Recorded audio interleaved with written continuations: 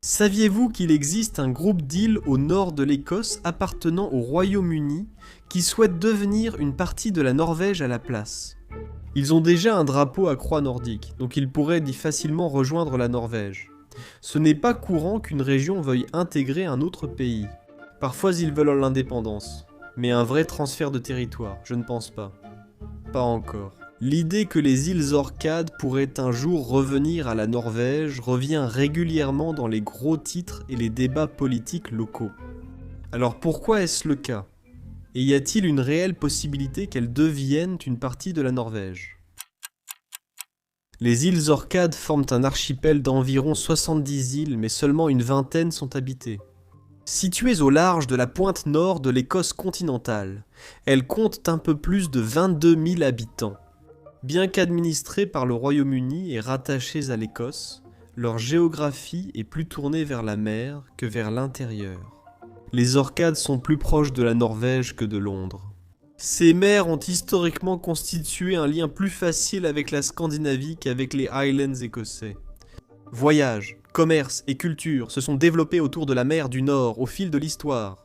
Cela fait de leur lien avec la Norvège bien plus qu'une simple proximité géographique. Des colons de l'ouest de la Norvège ont colonisé les îles dès le 8e siècle.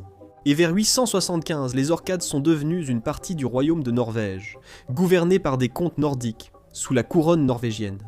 Ce n'était pas qu'une influence culturelle, elles étaient intégrées au monde nordique.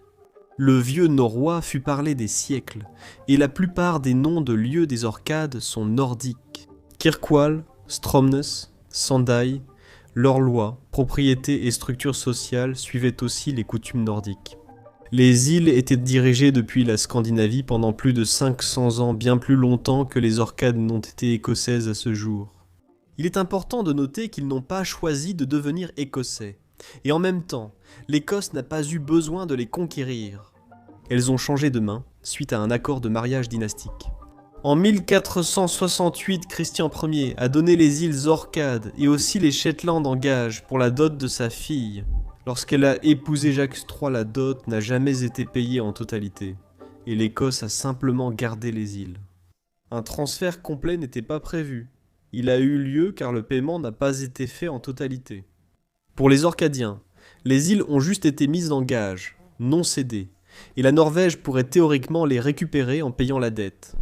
Parce que, même après l'annexion, les Orcades sont restées culturellement distinctes du reste de l'Écosse. Les îles n'ont pas participé au système clanique qui définissait les Highlands écossais. Par exemple, le dialecte local a aussi conservé du vocabulaire norrois, et ainsi la mémoire culturelle scandinave est restée plus forte que le nationalisme écossais. Les Orcades avaient avec Édimbourg une relation administrative sans émotion, le gouvernement restant lointain, tandis que la vie quotidienne suivait la tradition norroise locale. Et vers la mer qui les relie à leurs anciens souverains.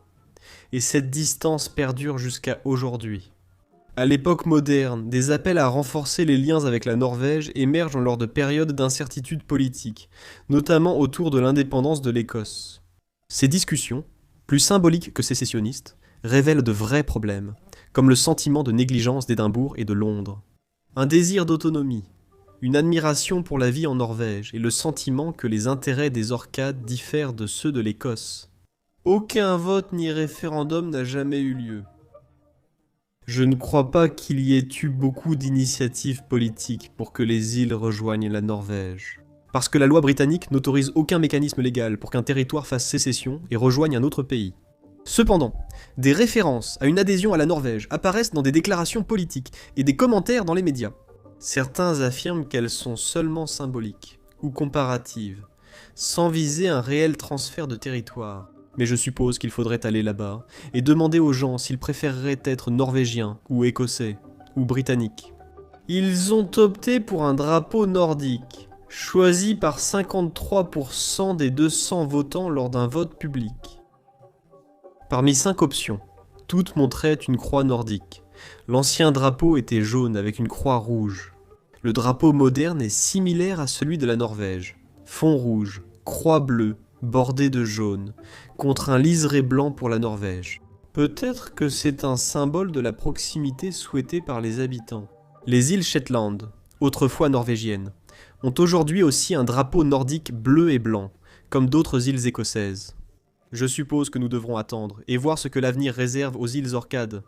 Je ne pense pas que quoi que ce soit va se passer pour l'instant. Si l'Écosse reconsidérait son indépendance du Royaume-Uni, les habitants des Orcades pourraient envisager de rejoindre la Norvège à la place. Merci d'avoir regardé cette vidéo et je vous retrouve la prochaine fois pour 5 minutes de plus afin d'expliquer un autre sujet.